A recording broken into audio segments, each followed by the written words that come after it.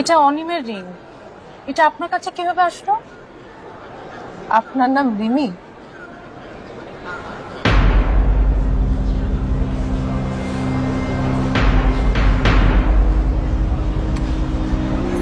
পৃথিবীটা গোল। আমি জানতাম কখনো না কখনো কোনো একদিন আপনার দেখা পাবো। কোইন্সিডেন্টলি 3 বছর আগে আপনাদের গল্পের অংশ হয়ে গিয়েছিলাম।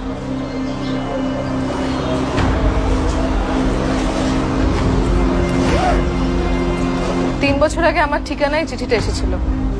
এখানে আপনার সব প্রশ্নের উত্তর আছে।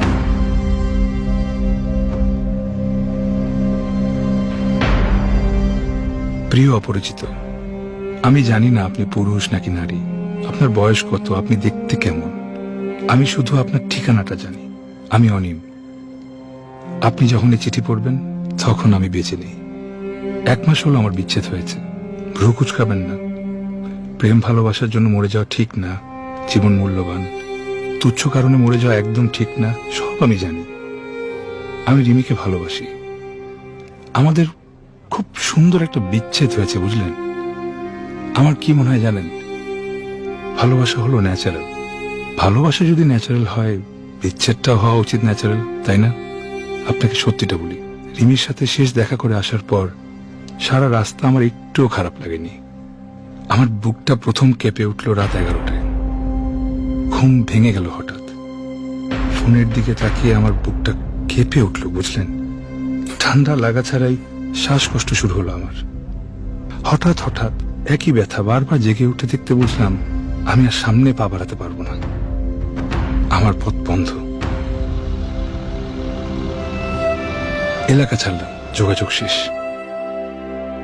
আমি মারা যাব আজ। আমার মৃত্যু হবে খুব স্বাভাবিক একটা প্রক্রিয়ায়। আমি গলায় দড়ি দিচ্ছি না, বিষ খাচ্ছি না, ছাদ থেকে লাফ দিচ্ছি না, প্লেট দিয়ে হাতও কাটছি না। আমার ঠান্ডা লাগলে শ্বাসকষ্ট হয়, এত বেশি কষ্ট হয় যে ইনহেলার নেওয়ার প্রয়োজন পড়ে। এবং আমি ঠিক করেছি এই শীতের রাতে আজ ছাদে উঠব এবং উঠে সবার আগে ইনহেলারগুলো ফেলে দেব। আজ রাত বেছে নেওয়ার দুটো কারণ আছে।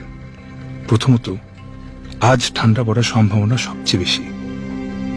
সন্ধ্যার পরপর ঘন কুয়াশায় ছেয়ে গেছে ইতিমধ্যে। দ্বিতীয়ত, আজ বাসার পাশে একটা কনসার্টের আয়োজন করা হয়েছে। রাত 1:30 পর্যন্ত প্রচন্ড আওয়াজ থাকবে। আমি রাত 10:30টায় ছাদে উঠব।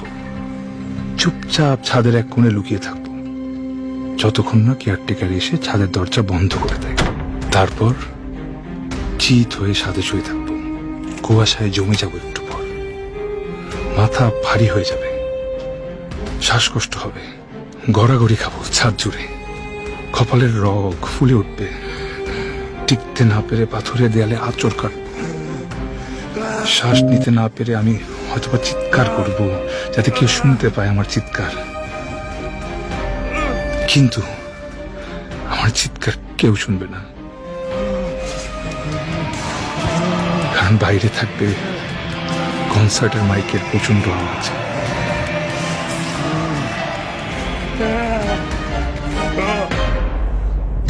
আমি একটা র্যান্ডম ঠিকানায় চিঠি পাঠাবো। চিঠির সাথে থাকবে একটা রিং।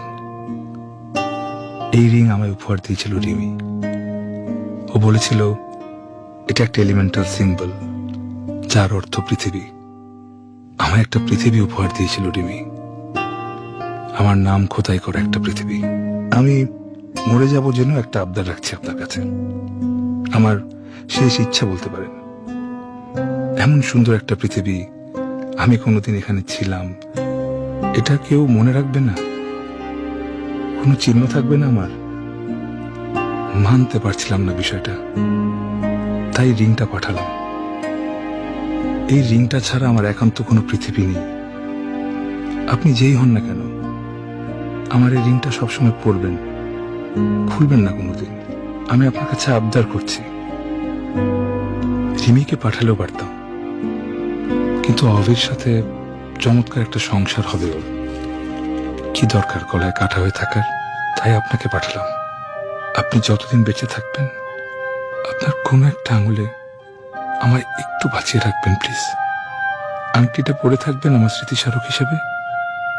প্লিজ। ইতি, অনিম,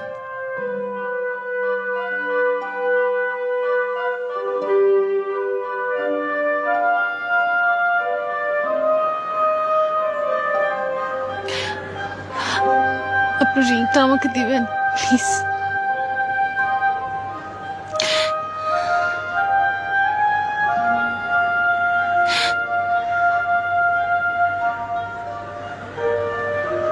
না প্লিজ, আমি আমি একবার পরে আপনাকে খুলে দিয়ে দিব, প্লিজ। না ভাইয়া প্লিজ। আপনি বৃথা অনুরোধ করছেন। এই রিং সে কাউকে দেয় না। আমাদের বিয়ে হয়েছে 4 বছর। এই 4 বছর আমি ওর কাছে 101টা আবদার করেছি। ও আমার কাছে কয়টা আবদার করেছে জানেন? মাত্র 1। এই রিংটা সুস্মিতা সবসময় আঙ্গুলে পরে থাকতে চায়।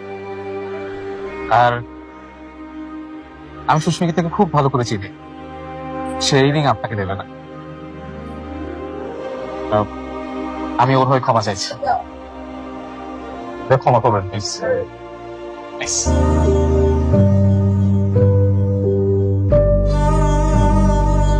ঘাসের তোড়ায় ফুল, কার ছিল কি ভুল, কার ছিল দোষ পৌষের রাতে ভাঙা এক মাস্তুল।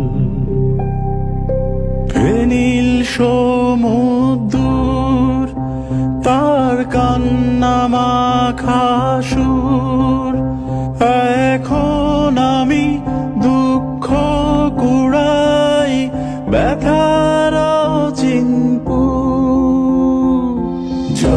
চলে যাও বহু দূরে, খুঁজব না তোমায় আর। মন খারাপের দিনে দিও তোমায় ভাবার অধিকার। যাও চলে যাও বহু দূরে, খুঁজব না তোমায় আর। শুধু মন খারাপের দিনে দিও তোমায় ভাবার অধিকার।